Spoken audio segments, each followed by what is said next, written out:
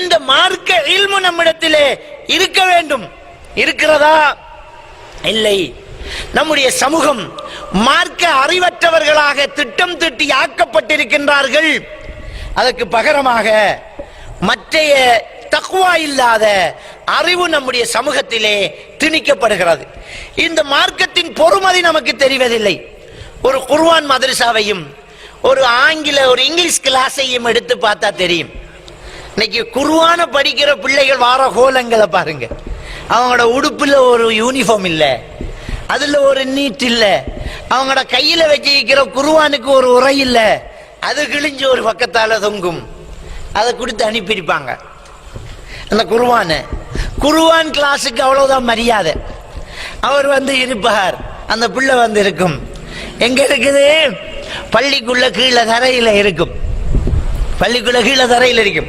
அசரத்தும் கீழே நிலத்தில் இருப்பார்.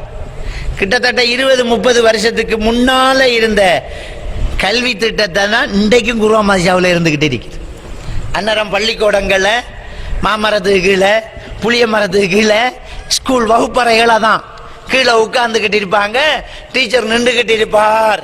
மண்ணில் தான் ஆனா எழுதி பழகுற. இப்படி ஒரு 45-50 வருஷத்துக்கு முன்னே இருந்துச்சு, 60-70 வருஷத்துக்கு முன்னே இருந்துச்சு இல்ல? அந்த சிஸ்டம் தான் இன்றைக்கு குர்ஆன் மதரசாவில் இருக்குது இல்ல. அப்ப அல்லாஹ்வுடைய குர்ஆன் கீழே கிளாஸுக்கு போய் பாருங்க, ஒரு டியூட்டரி போய் பாருங்க. அங்க மேசை கதிரை இல்லாம டியூட்டரி இல்ல. எங்கேயாவது கீழே தரையில இருந்து ஒரு கிளாஸ் நடக்குதா? ஒரு இங்கிலீஷ் கிளாஸ், ஒரு கணித கிளாஸ், ஒரு தமிழ் பாடம், ஒரு விஞ்ஞான பாடம் கீழே நடக்குதா? இல்ல. இதான் நமக்குள்ள இருக்கிற வித்தியாசம். இந்த மார்க்க கல்விக்கு அவ்வளவுதான் முக்கியத்துவம் கொடுத்திருக்கிறோம். குர்ஆன் மதரசாக்கு போற பிள்ளைகளை ஸ்காலர்ஷிப் தொடங்கினா காணல, அப்படியே புள்ள அங்காம் போகுது. முக்கியம் அங்கே ஸ்காலர்ஷிப். ஒன்றுக்கும் லாயக்கு இல்லாத ஒரு எக்ஸாம் ஸ்காலர்ஷிப், ஒன்றுக்கும் பிரயோசனம் இல்லை. கிட்டத்தட்ட மடத்தனமான ஒரு பரீட்சை. அந்த பரீட்சை பிள்ளைகளும் மனநோயாளியாகி உம்மாமாரும் பிஸி ஆகிற ஒரு பரீட்சை தான் இந்த ஸ்காலர்ஷிப். உண்மையிலே அது பிள்ளைகளுக்குரிய சோதனை இல்லை, உம்மாமாருக்குள்ள சோதனை. எந்த பிள்ளையா ஒன்ற பிள்ளையா அந்த படிப்பு. படுக்க விடுறதும் இல்லை பிள்ளைகளை, விளையாட விடுறதும் இல்லை பிள்ளைகளை. ஸ்கூலுக்கு போனா வந்தா டியூட்டரி, டியூஷன், மறா திரும்ப படிப்பு, அது இது. பிள்ளைய குந்த நேரம் இல்லை.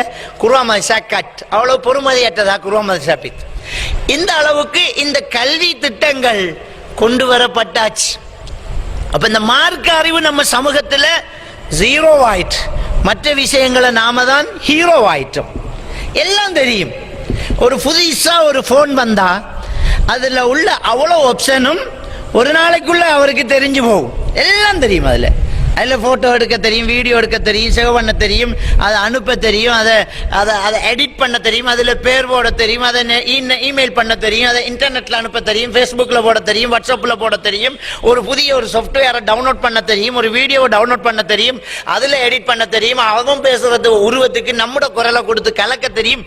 எல்லாமே நல்லா படிச்சிருக்கிறாங்க. எல்லாம் தெரியும்.